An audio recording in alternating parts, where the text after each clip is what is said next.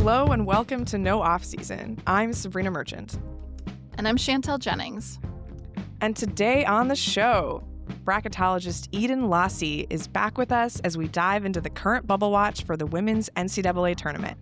We'll break down who's on the fringes of making the big dance, and we'll take a look at the teams that could sneak in or fall off if things shake out differently as we get closer to March Madness. But first, it's time for Deal or No Deal. For the first time in 2026, the WNBA and the Players Union met earlier this week to continue discussions toward a new collective bargaining agreement. However, the meeting ended with little progress toward a new deal. So before we go any further, let's take a step back and recap where things stood prior to that meeting. Chantel, can you help us out? Where were the league and the players before Monday's meeting? Well, not close. That's kind of the TLDR of this conversation. Revenue sharing remains sort of the piece that's keeping these two groups furthest apart. But I was going to say perhaps we should rename this segment Proposal or No Proposal, because it was the league's turn in some senses to show up to a meeting with a proposal, since the players most recently submitted a proposal on Christmas morning, and they've been waiting to hear back from the league. And they went into this meeting and quickly found out that there would be no proposal from the WNBA during this meeting. So I think even before we have deal or no deal, we have to have proposal or no proposal, because the answer was no proposal, or no new proposal at least. So I think that's sort of where all of this stands right now, is that there is no deal, there is no proposal from the league. The two sides remain far apart on what revenue sharing should look like, and I think that's sort of the crux of this whole holdup at this point.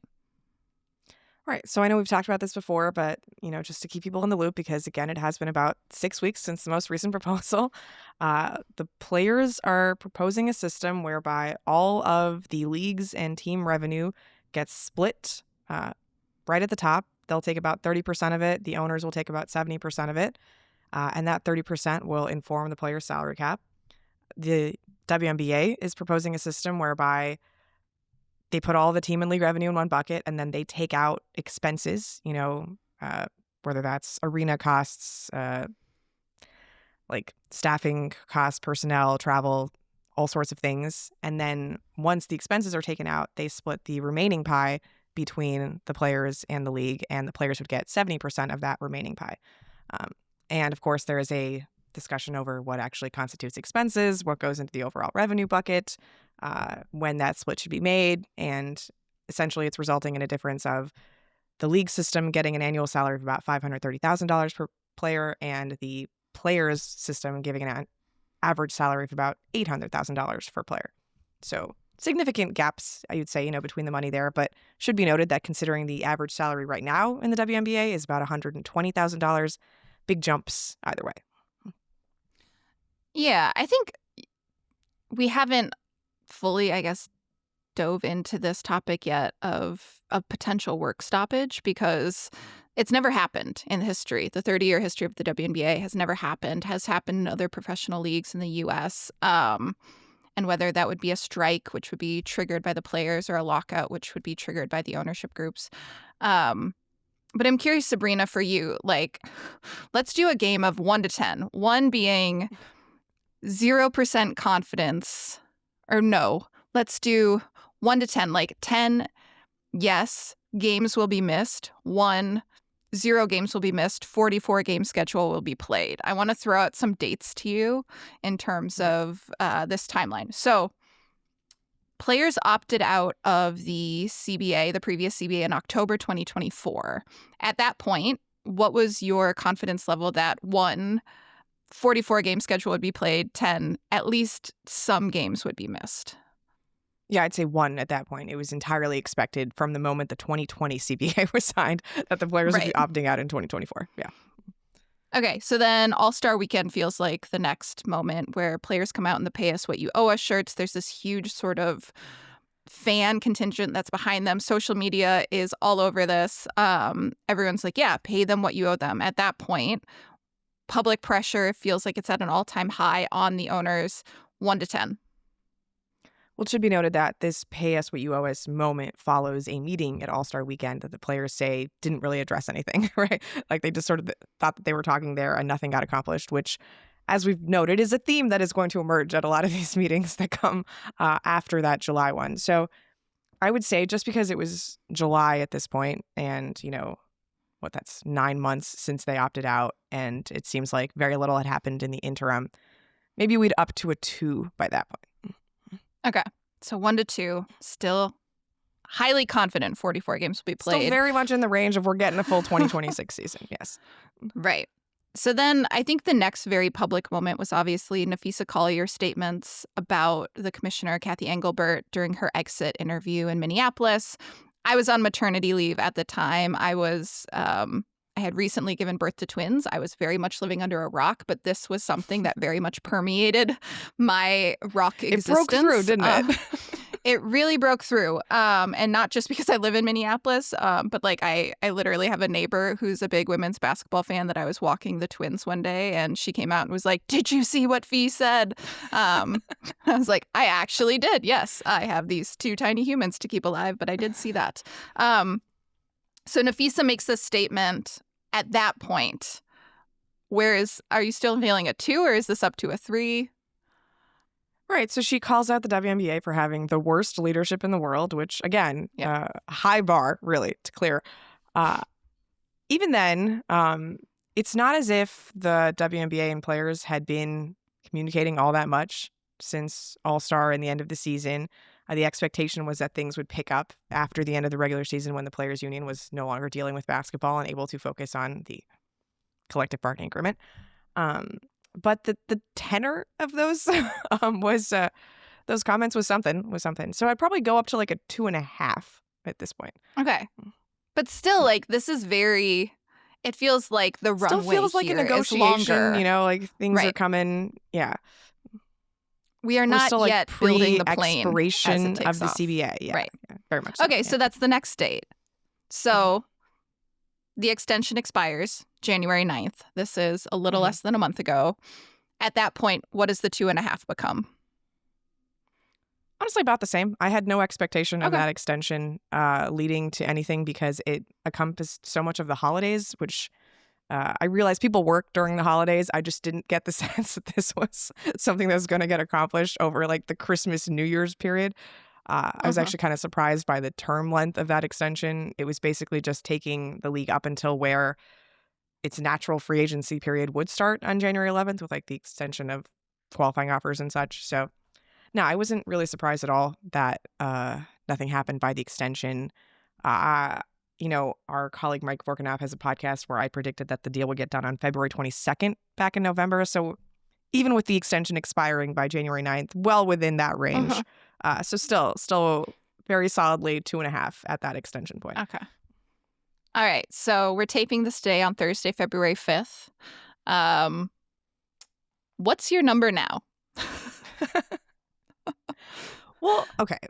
We should establish nothing has happened since the extension. Really, truly nothing has happened. I understand they did meet in person. But the fact that nothing has happened is something happening, right? Like exactly. The nothingness is something. Prefacing this, yeah. The nothing happening in like June of 2025 is not as pressing to me as nothing happening in January of 2026 when the WNBA calendar should theoretically already be in full swing for the 2026 season. So the lack of anything happening is troubling to me now. Again, I have a column that went up on The Athletic, and like stalling as a tactic makes a ton of sense to me earlier in the process. It honestly makes a ton of sense to me at this point in the process if like there had been movement to this point. But the lack of movement leading up to this point, and then a continuation of stalling and no side really like making any move that is going to trigger a response from the other, like it's a little concerning to me now. I think we're heading toward like a 3.5. I realize like still very far from a 10 of missing games or like I also don't really know how this scale works. Like is a 5 like that we're gonna miss like 3 games or no like a 10 is that we would miss some games, that it wouldn't be a full schedule. Like 10 is absolutely. in my head, 10 is like missing a full season. So I guess I've been Oh, okay. calibrating incorrectly here. Yeah, We yeah. should have So established that early. no, I should have just listened to you more clearly. But I'd say we're closer to like a 4 now, just because I really don't think either party wants to miss games. Like, I don't think as a negotiating point it makes sense for either side to miss games. Like, I've seen other lockouts where you could tell one side was like, yeah, we have no problem cutting this to a half-length season or even getting rid of the season because there are critical issues that we need to iron out. Whereas I don't get the sense that either the WNBA or the Players Association believes missing games is going to help their cause. So I still believe that.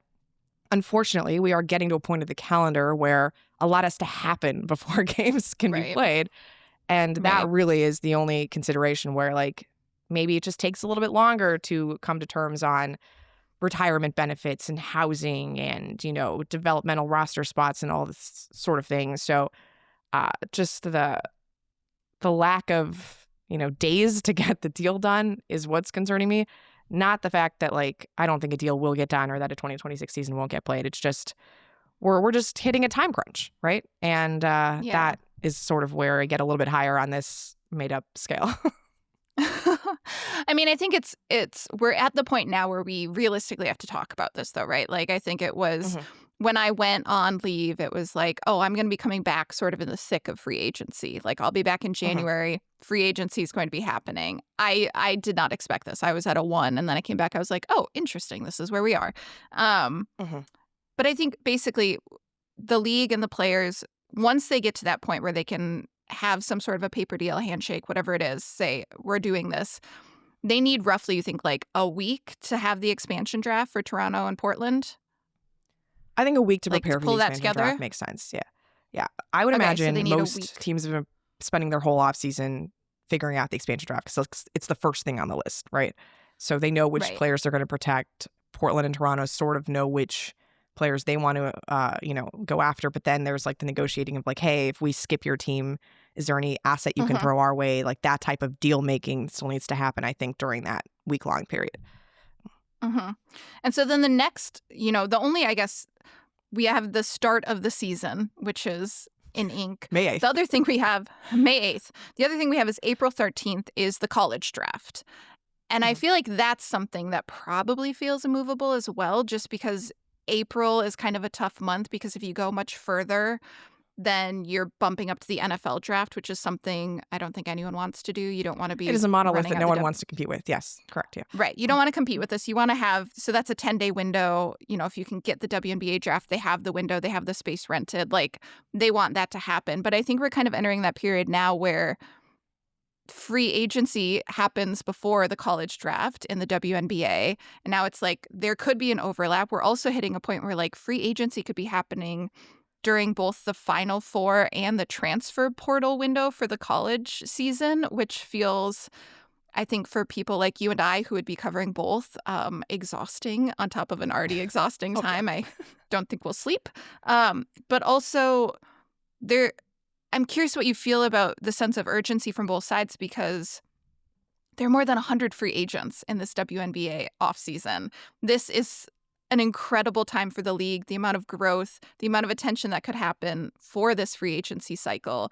And yet now they don't want to compete with the NFL draft. Could they be competing for eyeballs now with the Final Four and the transfer portal window? And what does that mean for sort of the attention economy of women's basketball fans?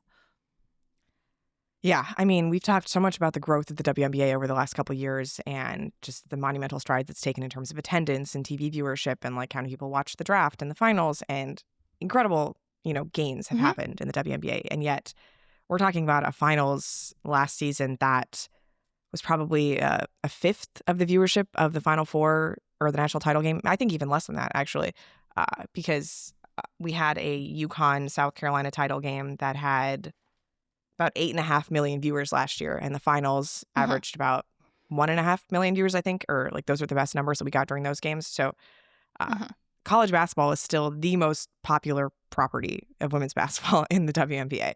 And when is it most popular? It is most popular during the tournament, during the Sweet 16, Elite Mhm. 8, Final Four, National Championship game. And we're looking at the calendar here. If a deal starts to get done early March, which seems like the best possible scenario considering less than a month away from that particular date. And a lot of things Right. have to get ironed out before then. Right. I don't see how this is beneficial for the WNBA to go up against those biggest dates in college basketball. Like most women's basketball fans, I think, I don't say most, but like a lot of women's basketball fans are fans of both. But at the time during March, they focus their attention on college basketball, as they naturally should, because that is when the most exciting things are happening in college basketball. And to have a free agency period, which could have been like the most exciting thing in the WNBA, because like you said, more than 100 unrestricted free agents, all of these stars are free agents. They're going to be having the opportunity to join new teams, like Mhm. The reestablishing the domino entire effect power where you're balance like of the seeing, WNBA. yeah. Exactly. And for that to be like, while people are watching, an Elite Eight game between UConn and Michigan, like that just seems not ideal for either one, right? Like one for the very limited media corps that is responsible for covering all of this, and two, like for the fans who would want to pay attention to one versus the other. And I think this is a losing proposition for the WNBA because of all the interest that exists in college basketball. Um, I also think it's a problem for the front offices because they do a lot of scouting during the tournament, right? Uh-huh. And do you want to be focused on like your actual, scouting, not just for the present, right? It's not just seniors that you look at the NCAA tournament. It's Uh-huh. freshmen through juniors and getting the tape on them as you build your analyses for upcoming draft classes. And then you have to deal with that scouting while also working on negotiating deals and like recruiting free agents. It's just a lot of effort to assign to WNBA front offices, which are not as built out as NBA front offices, right? Like there are limited resources for everybody in this field still. Uh, Uh-huh. yeah, I think it's stretching everybody a little too thin, and it's making everything feel a little bit less important, which is not what should be happening during March Madness. I just think so. When I did a fellowship year at Michigan, and I took a negotiating class with MBA students, which was hilarious. I'm in there as this sports journalist. I'm like, hey, I'm not an MBA student, not here at the Ross Business School getting Hey, a degree, negotiating just is sitting in important on this class. regardless. Yeah. It is for all things. However, we had a wonderful professor, and I just remember her talking a lot about the importance of anchoring. And basically, it was this idea that when you go into a negotiation, if you're the first to put forward any kind of a proposal, you want to anchor hard, because if someone says, I want to pay this person, and we'll use smaller numbers, because I think that's some of this too, where it's like right now we're getting to the point like an average salary of $500 versus $800,000 to the majority of people, that's like huge amounts of money, right? Yeah. Like whether you're making $500 I would or sign up for either of $800,000. those. Right. I think 99% of people would. Obviously, we understand why this negotiation is happening. I'm saying for the average listener, the average reader, the average fan that's sort of like following along, like those numbers are harder to conceptualize, right? There is a clear and significant difference, especially when we're talking about the revenue of the WNBA and sort of the trajectory that it's on right now. Totally understand that. But like, let's say someone is trying to hire someone and they want to pay like $25 an hour. This feels like a little bit more understandable, at least in my math brain. And you go in and you say, well, I actually want to be paid $40 an hour. Suddenly the person, the employer is saying, oh, well, I have to move more. And usually the person who anchors harder, you end up closer to where they want to be. And it just feels in this instance as though there is anchoring, but there's also just a stylistic difference here, whether they're sharing the revenue before or after expenses. And so that's Yeah. where I kind of don't know exactly, because people are like, well, where are they going to end up closer to what the players want or what the league wants? I'm like, well, they're also kind of like speaking about different systems here. So it's hard to say. And I think there's also, we don't know exactly what the league is saying in terms of its expenses and those numbers and how all of this math sort of maths in this situation. Right. And then the anchoring is interesting because let's say, the employer comes in saying they want to pay $25 an hour and the employee comes in saying, oh, I was expecting to get paid $200 an hour. And like Yeah. there has to be like a reasonable meeting in the middle. Mhm. And I think Right. what we've sort of heard from both sides is that, the league is contending that there would be hundreds of millions of dollars of losses from the players' proposal, which is basically saying like they're the ones asking for $200 an hour, which is a number that they can't even like try to meet because it is so antithetical to the business. And the players are saying, obviously like their math with, expansion fees calculated in as part of the league's revenue supports that kind of model, right? And Right. I think that's really the problem here, is that there is just a fundamentally different understanding of how the business works and what should be calculated as revenue and what, belongs to the players, what belongs to the league, and how to divvy it all up. And the fact that that still exists, Mm-hmm. 14 months Early February. after. Yeah. Yeah, I think like 15 months actually after the opt-out is astounding to me. Like, how has that one term not been figured out? When literally going into the opt-out, the WNBA Players Association's tagline was "It's business," right? Like the entire basis of their opt-out was creating a new revenue model for the league that compensated the players based on the growth of the business. Like that is the number one thing they wanted to do. And they still haven't figured out how to do that 15 months later. And so it's just mind-boggling to me that neither side has come to that sort of understanding when, like, what else have you been doing for 15 months is what I really want to know. It's sort of like nothing else matters if that part isn't solved. Like, free league pass or not, I don't think anyone cares. Figure out the revenue sharing model and then figure out the free percentages. League pass is already a part of the current CBA. It is not a new addition to the CBA. Right. So, but it's, it's like, it just sort of feels, I agree with you that it's like, I get that you eat an elephant one bite at a time, but this is so clearly the first bite, right? It's not even the numbers, but it's like, how are we going to get to a place where the numbers matter? It's figuring out whether this revenue share cut comes before or after expenses and what those expenses are, and then finding the number. And so it's sort of like, if that system isn't in place, I mean, what else are we talking about?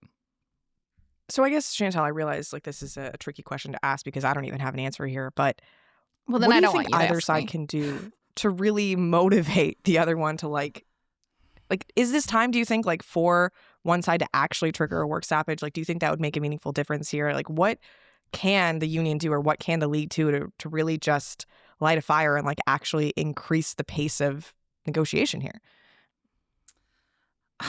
I don't know, because it sort of feels like if someone had that idea, it would have already happened, right?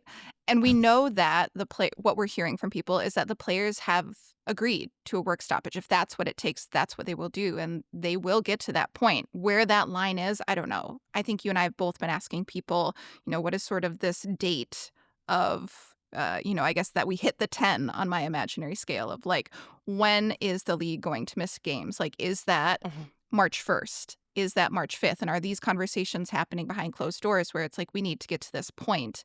But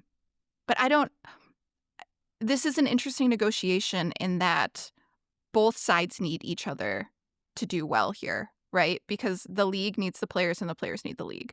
Like the players do have other options now with other leagues. They have overseas play if that's what it comes to. Like they have other things, but the players need the W and the W needs the players. And so it's sort of like they're rowing the boat in the same direction. They just haven't figured out that primary point. And so I genuinely don't know. You already said you don't have a sense, but like, what is your sense at this point? Yeah, I think neither side really wants to cede any leverage, right? Like they both feel like they're in a point where they haven't given up what they want yet, right? Like the players are confident that their proposal captures the share of revenue that like they deserve, at least at this point in the business's growth. And the WNBA is convinced that like their proposal incentivizes the owners to continue to invest in the growth of the league and like maintains that it's a profitable business.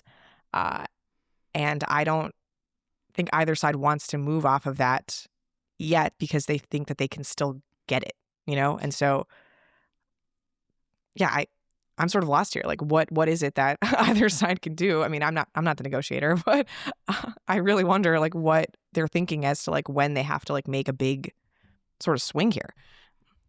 I do think there is a historical perspective here too, where there have been previous CBAs where the players feel like maybe they haven't capitalized on everything and that they've settled for less than they deserve, right? And so I think the players, rightfully so, see this moment in women's basketball history, the arc of it, and see the community support, the fan support, just the growth of every TV viewership, in-person viewership, funding, all of that. They see this moment and it's sort of like strike while the iron is hot. Like the iron is hot now. And I think there is a real understanding that like this is the moment for the players, that support and attention has never been higher. Yeah, I think I would have not believed that a stoppage would happen, but like I do think the players could get to that point because I think they understand the gravity of this moment and what this could mean, not just for this contract, but moving forward. And I don't think they want to be 4 years down the road and think like, damn, we could have done better for our players here. Yeah. And like, as you mentioned, they have authorized a strike vote if and when that it comes to that, we're just lingering in this status quo of nothing happening. And I really don't think I understood what status quo meant until it started and realized like, oh, like literally nothing is happening. That's what this means. Nothing is going to change until somebody forces a change. And, we're still waiting on that change to happen. But until then, we will keep you covered on the CBA here as always. Up next, we're going to talk brackets as we take a look at the bubble with our bracketologist, Eden Laase.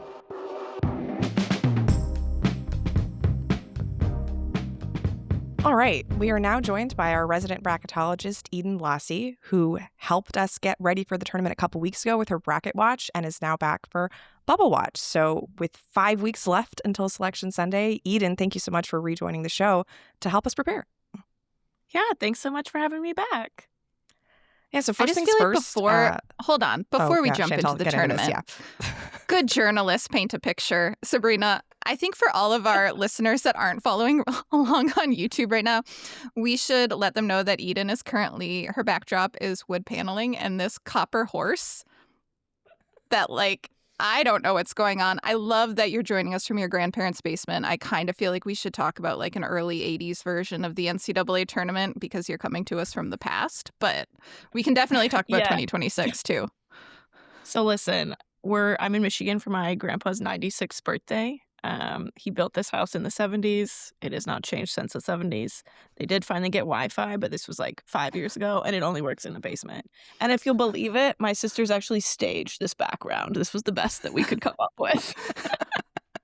So should we be talking about like Louisiana Tech then at this point? Like, yeah, bring it on back, I know, it literally looks like I'm coming to you from a different year. So the same sister who created the equation for you to seed your bracket is also the one who is staging the copper horse backdrop? No, this is the other one. So this is Emily, who was upset that she didn't get a shout out, and Ellen did. So shout out Emily for my background. Are you a family of the E's? Multifaceted E's, yeah. We are, yeah. Emily, Wow. Ellen, and Eden. Yep. Yeah. Wow. All right, now we can actually talk about basketball then. Yeah. Sorry. Basketball. Copper horse in the past now. Yes. I guess second thing second, now that we've addressed that. Eden, can you just tell us what exactly does it mean? What is the bubble? Yeah, so the bubble is like something that if you've ever watched, college basketball, you probably start hearing a ton about around this time of the year, right? And you probably won't say the word bubble nearly as much throughout the rest of the calendar year. But it essentially means the team is right on the cusp of either falling off or falling into the tournament. So a lot of things can go into factoring like where they end up, but that's just what the bubble is. It's like, oh, you're so close, but you could go either way kind of situation. So Eden, can you explain to our listeners then? Because it's not as though seeding is like 1 through 64, where you're the best team in the country and the 64th best team in the country, right? Like all of the seeding has different implications, and there's a reason why we sort of see mid-majors start at a certain point and auto qualifiers end at a certain seeding level. Like, where are we seeing these bubble teams slot into the actual seeds for the tournament? Yeah, that's a great question. So we're going to see the bubble teams kind of end up in that 10, 11, 12 situation. Some of them are going to be in the first 4 games where you have 11 seeds playing each other. and they're going to be like, generally, you'll get mid-majors in there every now and then, but generally those are going to be like your Power 5 teams that are like right on the cusp of getting in, or, maybe they don't have that great of records, but they did beat this one team one time, so we're going to get them in because that really boosted their resume. And then the other teams are going to avoid the play-ins, the ones that actively like earned their bid through winning their conference. So when you talk about sitting on the bubble, it feels like the bubble watch that you recently did for The Athletic is just a lot of Big 12 teams. What is it about the Big 12 that is so bubbly at this time of year? Yeah, I think the funny thing about that is when you really get into the weeds of trying to decide who should be in, who should be out, it's basically those Big 12 teams beating each other and then beating the same teams and then losing to the same teams. So that's how they've all ended up randomly on the same kind of wavelength there. I think here, let's look at what we have for some of these teams. Utah beat TCU. That was their really great win. So that's doing a lot of heavy lifting to get them into that last four group. They also beat Kansas and West Virginia. And then if you go down, it's like, oh, Colorado is also in there. And they beat Iowa State, and they beat Kansas, and they beat Oklahoma State. And so it's just them all playing each other, losing to each other, splitting games, and that makes it really hard. And then again, because of their, conference, the strength of schedule in your conference really does weigh into your overall ranking. So because they're all in the same conference and beating the same teams and losing to the same teams, their rankings end up getting really close together. So that's kind of why the Big 12 is just bubble city right now. I think it's fascinating to look at your grouping. So obviously, if people want to go onto the website and check out Eden's story, it says women's basketball bubble watch, will Iowa State make the tournament? You're sort of looking at these last four buys, the last four in. So currently those are the teams. Those 8 teams are on the bubble that are getting into the tournament. And then the first 4 out, the next 4 out are on the worst side of the bubble. Richmond is a team that just sort of fascinates me in this conversation, mainly because I think so many of us that follow the sport have been so impressed with Maggie Dugan over the past 2 years. She's a player that I think, had she entered the portal, would have had her pick of schools. And many wondered sort of, will this mid-major player who helped lead her team to the second round of the NCAA tournament, played a really competitive second round game at UCLA last year against the Bruins, would she go somewhere?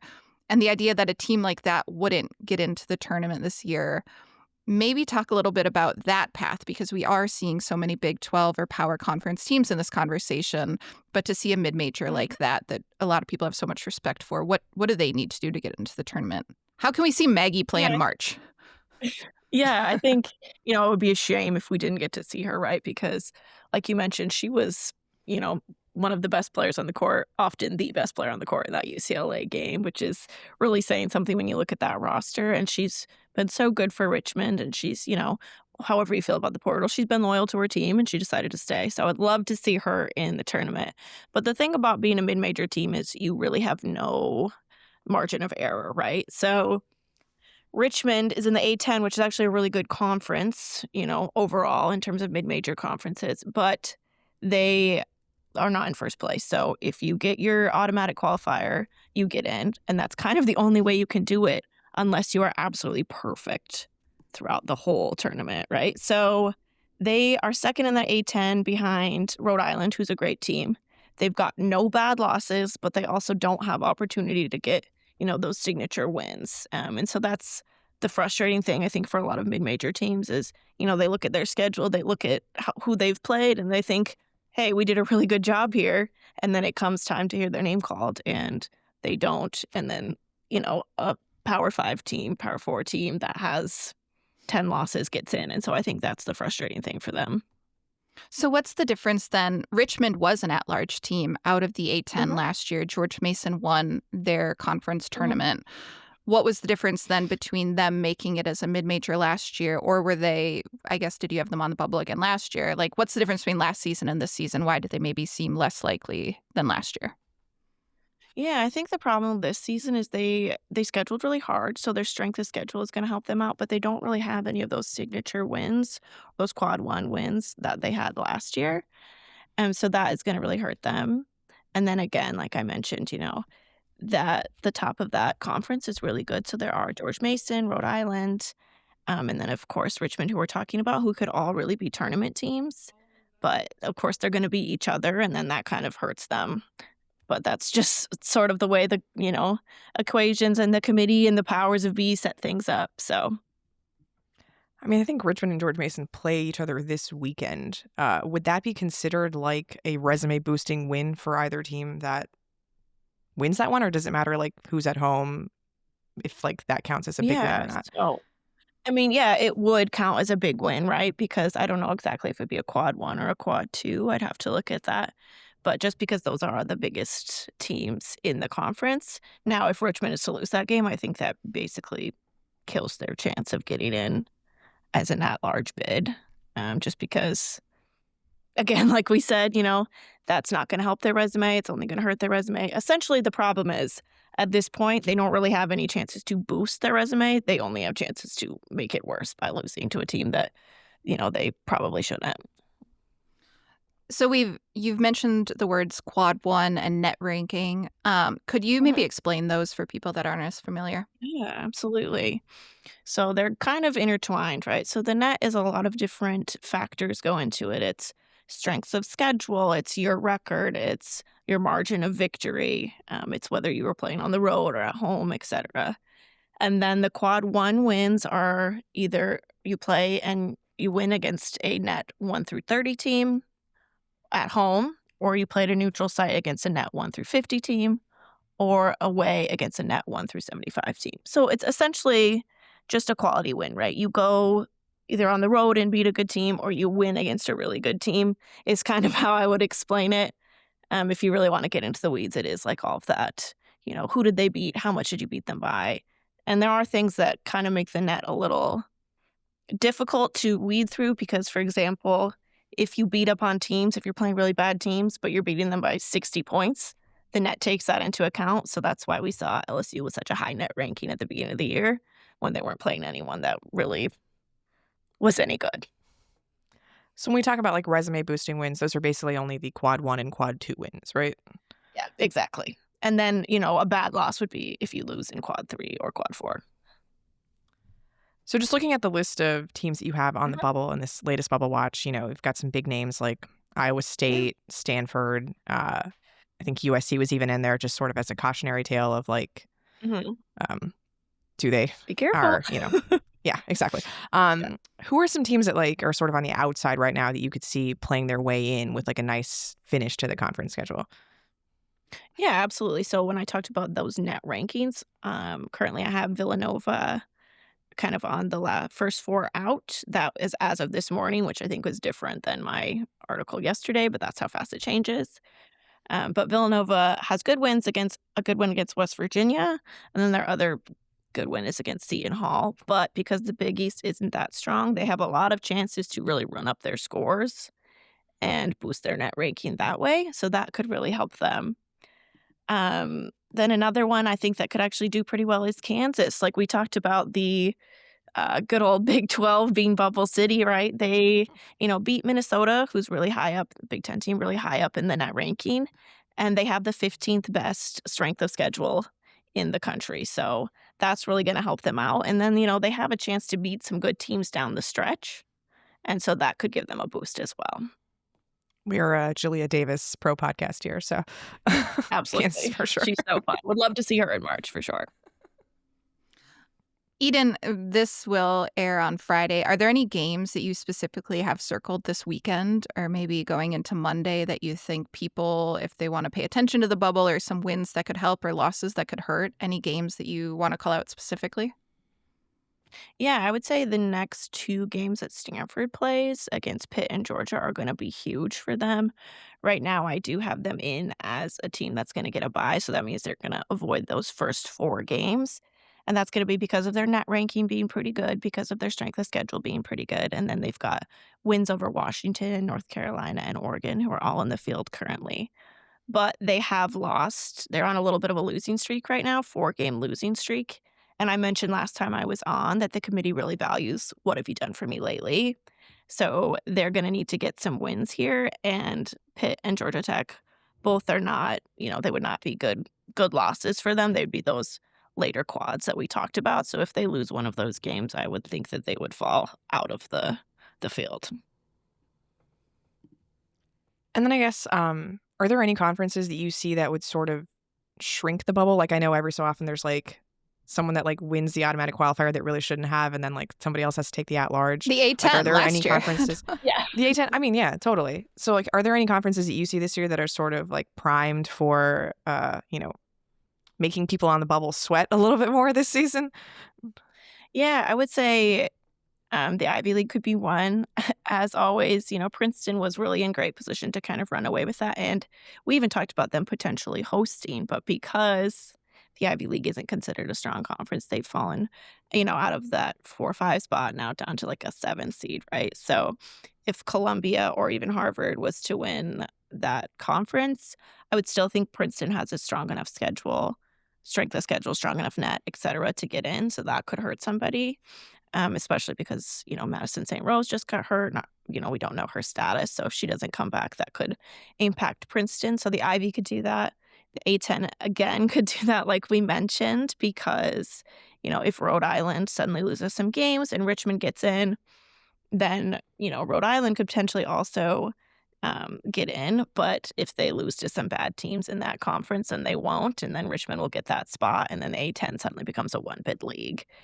So it's always going to be kind of those smaller conferences that are going to be the ones that, impact the bubble, right? Like, the SEC, no one's really going to suddenly, shrink up. Like there's going to be a ton of teams from there in there. It's going to be a You ton don't think of Big Auburn has Ten. a chance to get the SEC AQ there? If they did, that would be crazy. I will. I'll issue a formal apology if they do win the SEC tournament and get in. But as it stands, I think if you're a bubble team, you got to be paying attention to what's happening in those smaller conferences because those are the ones that can kind of bite you at the end. Yeah, any other teams you think we should keep an eye on, like, that are just lingering around the fringes of the bubble that, I don't know, could be interesting coming into the tournament?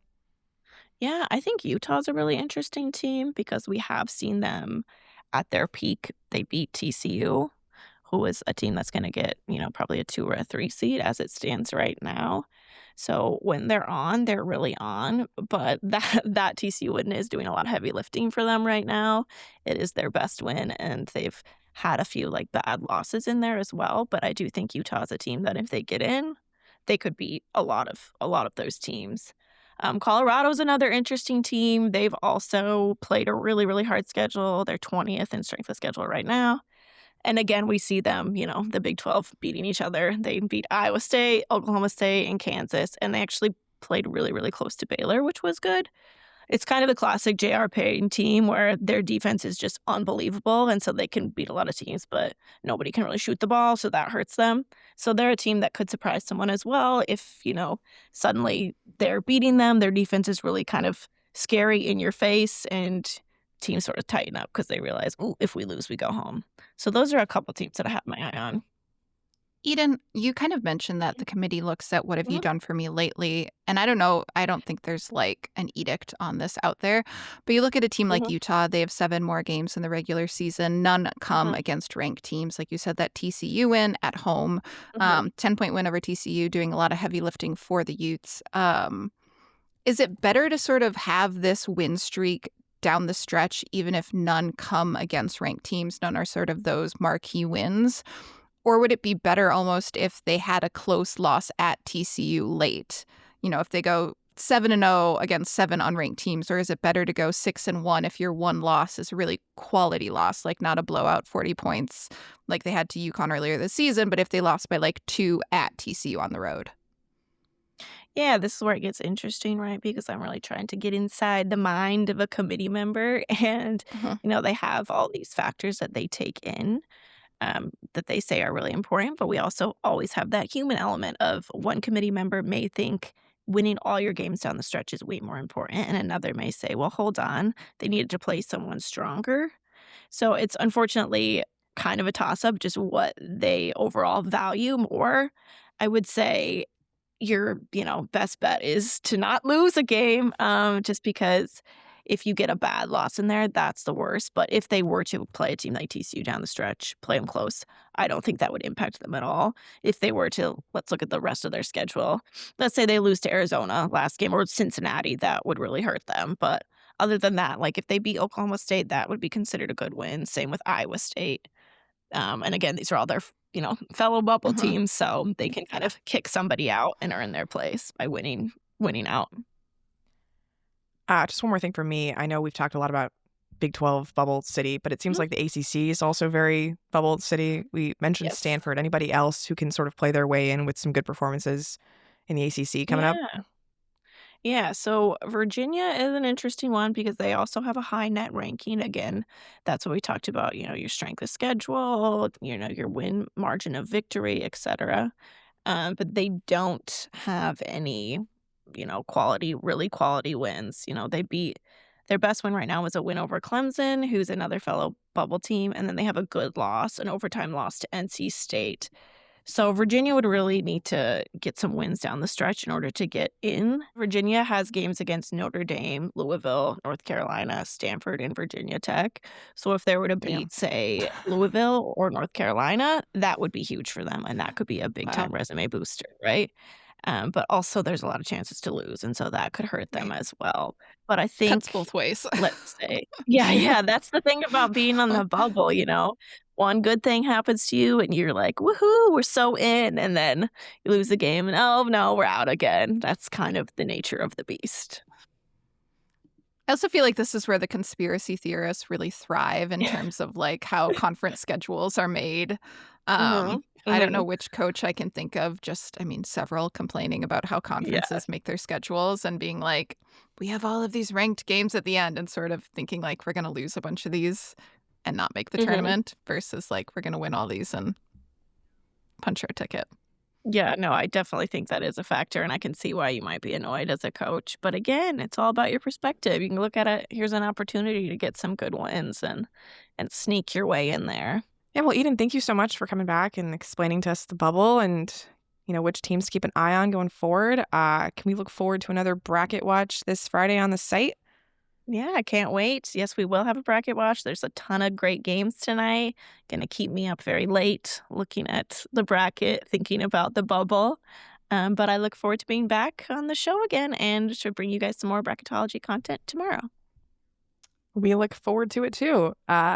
Make sure you check out Eden's Bracket Watch on our site next week and keep up with the Bubble Watch on the site too.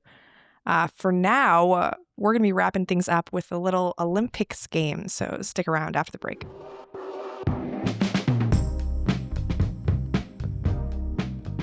All right.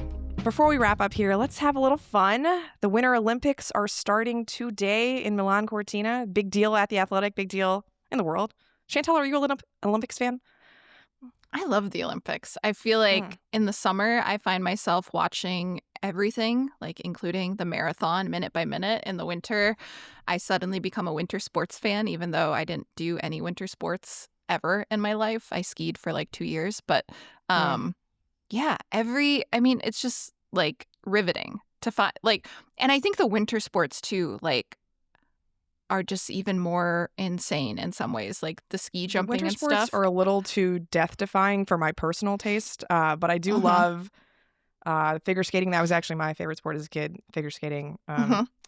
Curling, I get really into every 4 Mhm. years, a little bummed that John Schuster didn't make it back, Captain America. But yeah, no, I love the Olympics. And we're going to talk a little Winter Olympics women's basketball crossover here today. Fun fact, there's actually a speed skater for Team USA who is a 4-year player at Florida Atlantic University, Brittany Bowe, a women's basketball player. So it sort of inspired us to think about what other women's basketball players could have a future in the Winter Olympics. So, Chantel, I know you wanted to start us off a Mhm. little matching exercise here. Yeah. So shout out to Brittany for the generation of this idea. But I thought I can give you a sport and maybe you can give me a women's basketball player or players that you think would be a nice fit. Put on your scouting hat. Let's do some cross-sport matching here. Let's start with curling. And I specifically want you to come up with a team of 4. I did some research Oh my into God. this. So there's the lead, the second, the third, and the skip. The skip is the captain, Right. so I would like you to pick a Right. skip. And Okay. everyone throws the stones and sweeps. Apparently, I was unaware of that. I haven't ever watched it that closely. I thought there were like sweepers specific people and stone throwers. No, you No, do it'll both. rotate. So Yeah. you need Yeah. You have to rotate. So you have to have good aim, good coordination, good balance. You have to be a good listener if you're not the skip. You have to be a good leader if you are the skip. So a 4-team women's curling team out of the women's basketball world. I think you can go pro or a college here. I'm curious who you're going to pick. My inclination is to pick players who are on the same team, just for team chemistry, you know? And I don't know why. My thought first went to a recently graduated group of players from Creighton of just who were there forever. They just seem to have the look and vibe of all excellent shooters, which I think is really important for curling. You know, like the Morgan Molly, Lauren Jensen, Emma Ronsiek, like thinking of a fourth player on Creighton. Help me out here, Chantel. This is a deep cut. I can't think of the Blue Jays last year. I've had 2 humans since they were then. on the team for like Didn't 4 think you years were going together there. at Creighton. Yeah, they had the core 4 for like 27 years at Creighton. No, this is a group that like not only played together at Creighton, but also did a lot of USA 3-on-3 together. Let's throw in how about who's the fourth that I want to make on this with Lauren. We'll throw in Molly Mogensen as the fourth. Yeah, so that's gonna be my 4. I'm gonna give Lauren Jensen the skip just because I think she has the most stones out of this whole group, right? Like the big shot against Iowa in 2022. How can we forget? Yeah, that's what I'm gonna go with. That's fair. I know it's not what you expected, Chantel, but I like the chemistry. I think that they're all in a little bit south of curling country, but like close enough to where it's gonna work. Okay. I have one other sport that I would like you to attach a player to.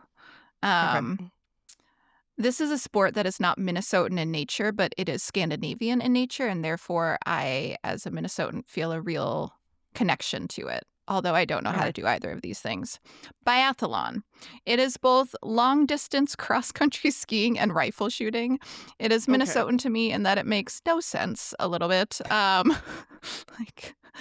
But I would like to set up parameters for this one, and that I'd like you to pick a Minnesotan, or maybe 3 Minnesotans that you would like to see compete in this. Gotcha. Again, I think you need someone who has endurance, speed, hand-eye coordination. Yeah, all of the things. Who are we looking at here for some Minnesotans? My first thought would be Gianna Neepkins, Duluth's own. The sharpshooting is really what came to mind originally with the rifling. Got it. I don't know about the speed so much. The speed of her release is there. The endurance is there. She played a lot of minutes at Utah. Doesn't have to do so much at UCLA. So we'll go Gianna Neepkins first as one of Minnesota's own. Unfortunately, my database of Minnesota basketball players is not as long as yours is, so I worry that I'm already running out here. Am I allowed to pick pro players or just college? Yeah, go pro. Okay, go pro. I mean, I don't want to just like do the easy answer and pick Paige, because I think she'd be good at everything, frankly. Like, she's just a fantastic athlete. Right. But I mean, if I had to pick 3, she might end up on the list. All right, I think I can pick somebody who plays for the Gophers right now, right? Yeah, of course. Are there's got to be a good frame of reference of Minnesota players who are homegrown. I think that was like the entire theory behind their roster, right? Yep.